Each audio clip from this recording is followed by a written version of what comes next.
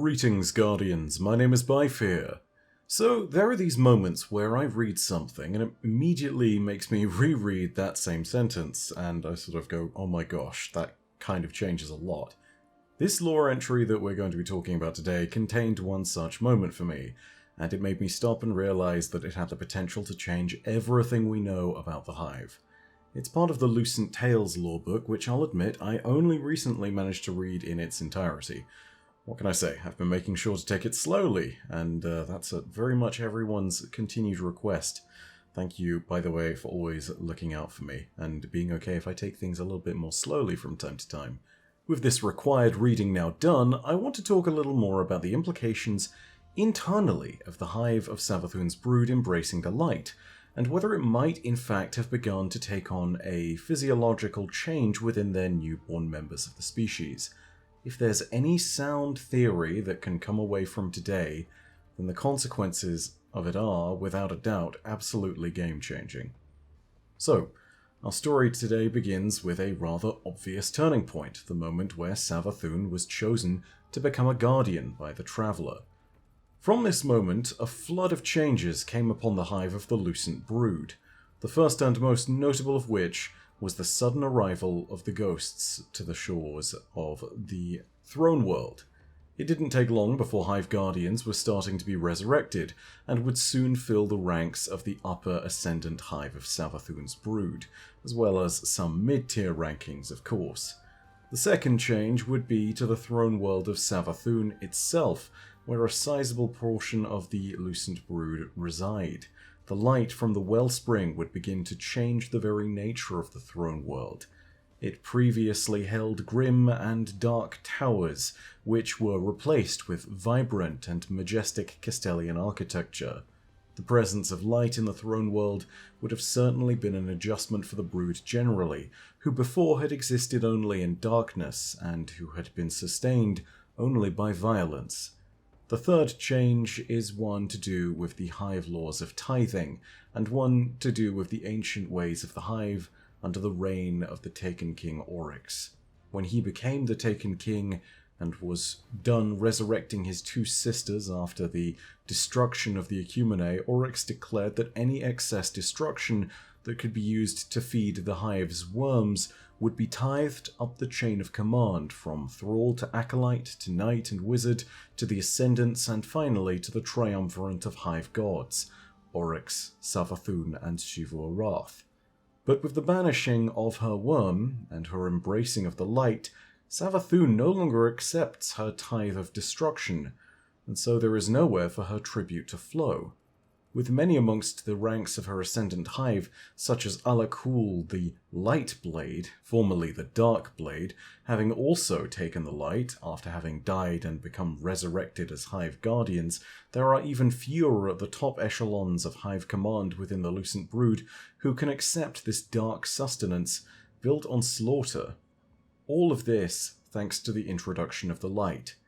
And it's here that I think our series of changes really began. I think it's possible that these factors in combination have placed the Hive on a new path, and there's an entry within the Lucent Tales lore book that points towards a little more of this idea. So let's go ahead and dive into that lore entry, which I really do believe is one of the more important ones in the entirety of Witch Queen as far as the Hive themselves are concerned. It's called Lucent Tales Spectre, and it reads as follows. Type: Personal Investigative Report. Parties: 1. Ghost type, designate Spectre. Associations: Light, Lucent Hive. Transcript follows. Post-Lumination Day 17, 10:23, arrived on scene. Victim is a thrall. No identity. Cause of death: fractured neck due to blunt force trauma. Traces of light detected. Nabenki interviewed the primary suspect. Hive prefer talking to their own and don't respond to things, even things that bring them back from the dead. Overheard confession. Suspect is Knight identified as Uruk Thalen, victim's commander. Report that when his ghost detected light within victim, Uruk Thalen executed him for theft. Open and shut case. Post-Illumination Day 18, 1344. 3 more deaths, fitting same pattern. Internal artifacts of light, victims summarily executed. Both circumstances raise more questions. Thralls don't partner with ghosts. Should be unable to receive or carry light. Nabenki tasked to investigate. Suspects an organized smuggling ring, potential human or fallen infiltration. Post-Illumination Day 18, 1457. Encountered suspect thrall, no identification. Classified Person of Interest 7. Tests confirm traces of light. Nabenki applied standard hive interrogation techniques. Extracted confession after extended session. Person of Interest 7 admitted to stealing light, keeping it in urns. Also implicated a superior acolyte. Doesn't add up. Post-Illumination Day 18, 1912. Requested time alone with suspect to establish rapport. Nabenki hesitant. Doesn't like being spoken to unbidden, but acquiesces. Person of Interest 7 admitted to giving false confession to end visceral hive interrogation. Claimed complete ignorance to the light's origins in his system. When asked about unusual activity, reported that his symbiote feels sated without need for bloodshed or tithing. Post-Illumination Day 18, 1933. Consulted Nabenki for context regarding tithing. Apparently, hive function on a system of energetic kickbacks, paid up the ladder, ending with Queen. Would have been useful to know earlier. Suspect this network may be impacted by introduction of light. Nabenki confirmed light exhibits a negative pressure within the system, may be pushing trace amounts back through it. Have submitted theory to our commander for further investigation. Post-Illumination Day 19, 0630. Partner acknowledged me this morning. Established eye contact. Potential illness? Post-Illumination Day 19, 0742. On my recommendation, Person of Interest 7 executed for perjury. You remember what I said about how there was a line there that made me stop and reread the whole sentence? The line in question for me was, claimed complete ignorance to the light's origins in his system. And then further on, there was the idea of how there were potential kickbacks in the system by which hive tithing worked. And these are the moments in which my head began to spin, because from here, there are factors that we have to investigate and we have to think about, which presumably have relevance because they have been cited here in the lore. And what's more, could spark something even more dramatic for the hive and their story going forward generally. This is a factor that was unusual and worth investigating, which presumably means that the creatures tied to darkness, such as the hive at birth, would normally not have a spark of light within them. This is something, after all, that the hive would have considered to be abhorrent, and would probably have swiftly executed them for different reasons than what we see here in this investigation. The light found within the one suspect thrall within the investigation was presumed at first to have been stolen given its confession under duress, but it's worth remembering that studies and academia have proven that torture, regardless of how it's done, is notorious for extracting false confessions under duress. It's worth remembering that torture is therefore not applicable in most instances if you want real results, which I only assume can apply also to Destiny's universe. This is real academic stuff, by the way, it's not made up. The false confessions are perhaps something that were made as an assumption. Maybe this is something where the thrall decided to try and throw something off its tail, but I imagine not, based on the context and circumstances. This moment, this revelation, where the thrall says it doesn't understand how the light got into its system, and yet it did, represents something of a massive turning point, which is rather remarkable considering that this comes from the discussion between a hive ghost and a thrall. This moment, this revelation, might seem small in ways that are almost impossible to overstate, however, it really matters. The hive have been one of the greatest subservient tools of the Witness for billions upon billions of years. They are almost bound biologically in completeness to darkness, and yet one of them, Savathun, was chosen by the Traveller. With this moment, it might have been the case that a sudden shift in the hive's physiology, or perhaps simply background affiliation if physiology isn't involved, has occurred, or perhaps was slowly encouraged. But I do think that physiology and a more physical internal change isn't the incorrect case to be used here, or the incorrect statement to make, and I'll explain why in a moment. Regardless of all of this, I think it's fair to say that this matters not only for the sake of bending the moral arc of the universe back to a place where choices for goodness are more possible, but it also matters because the lucent brood of the hive are now a little bit more like us. The key to all of it is the expression that thrall had a little bit of light within their system, a spark of light, if you will. And I use that phrase very deliberately because it's been used before. Something I'm inserting here, which is, I think, relevant to our discussion all of a sudden, is a legendary figure from our own past who had his own run-ins with the hive, Dredgen Yor.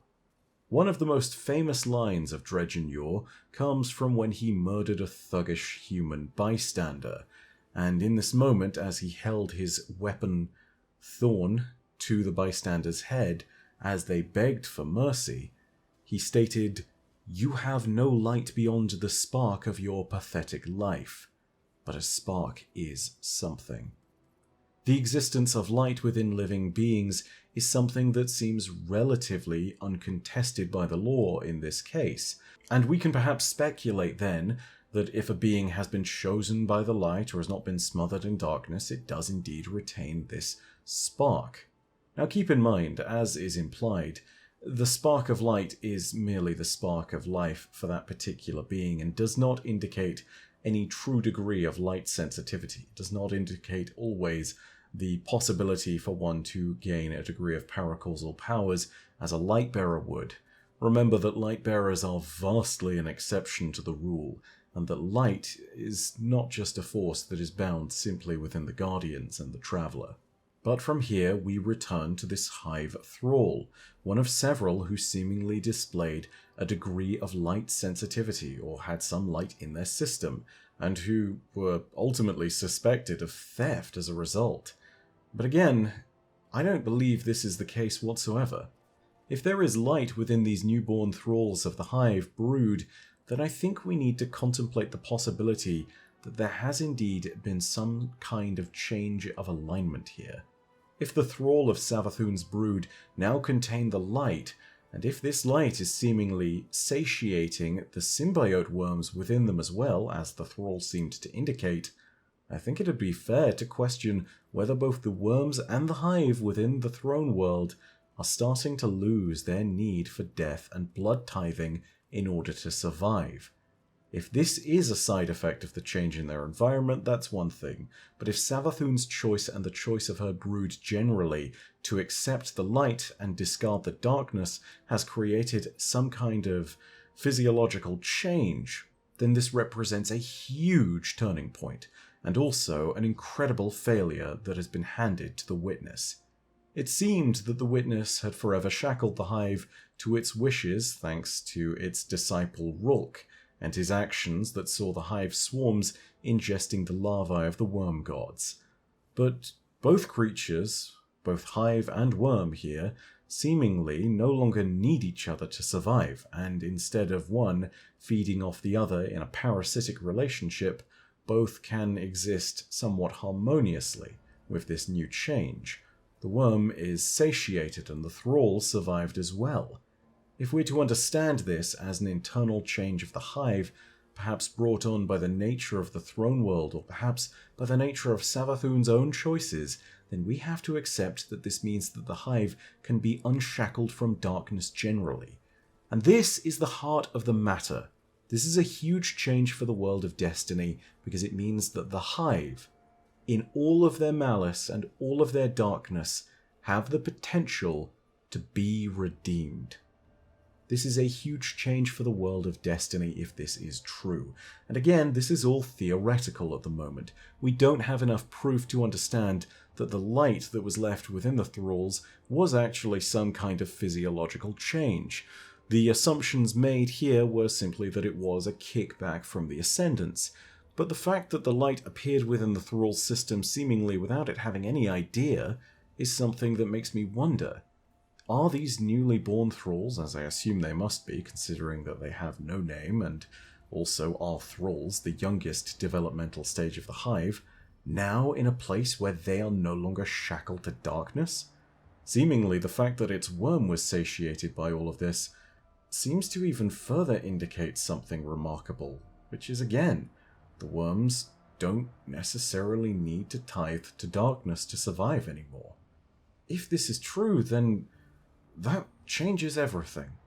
We've seen in Destiny's lore that the Hive have put thousands of species and civilizations to the torch in their genocidal campaign on behalf of the Witness. If we're to look at this, we can also begin to see what it might mean for the other Hive factions, and this is where things really start to get interesting.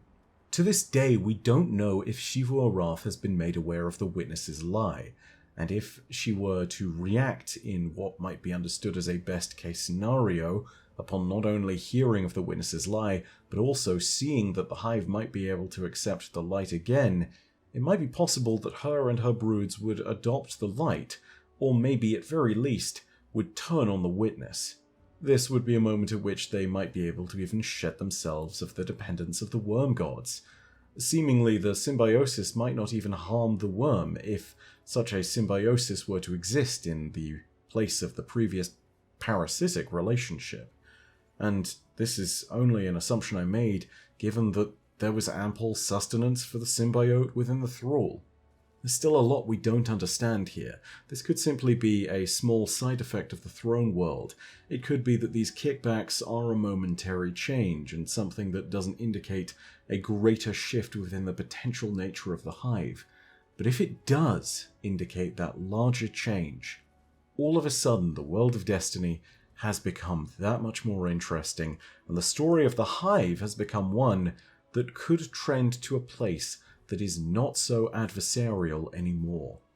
I think the major mover here within this entire story is now unquestionably Xivu Arath. She will be the one who will be able to determine more of what the truth behind the Hive's darkness and light relationships are, but more importantly, she holds the strongest brood that is still currently in service to the Witness. And as a result, she is the true power player. She is the spigot upon which the wheel will turn. She is the one who will determine the future of her entire species. But that's all from me for now.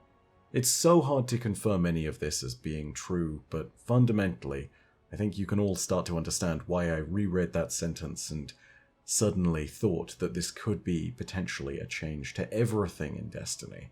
The Hive are a species that has impacted every single species in the game, from the Fallen to the Cabal to us. It doesn't matter where you are, you've tangled with the Hive at some point, and that tangling has not always been pleasant. Anyway, if you did enjoy the video, go ahead and leave a like. And if you want more Destiny lore content just like this, go ahead and let me know by hitting subscribe, and of course also the bell next to subscribe. Let me know down below in the comments section what video content you want to round out the last few weeks of the season. I've got a few ideas. I wrote a few things down the other day just to see and make sure that I had a few topics here and there for things, but I want to go ahead and see if there's anything I've potentially missed. There are a few things I'm definitely not covering from this season, but there's also a ton of stuff that I still want to talk about. So if you have any thoughts, leave them down below in the comments. Anyway, as per usual, know that your viewership is quite enough for me, and that in the meantime, my name is Byf. Per audacia ad astra. I'll see you, Starside.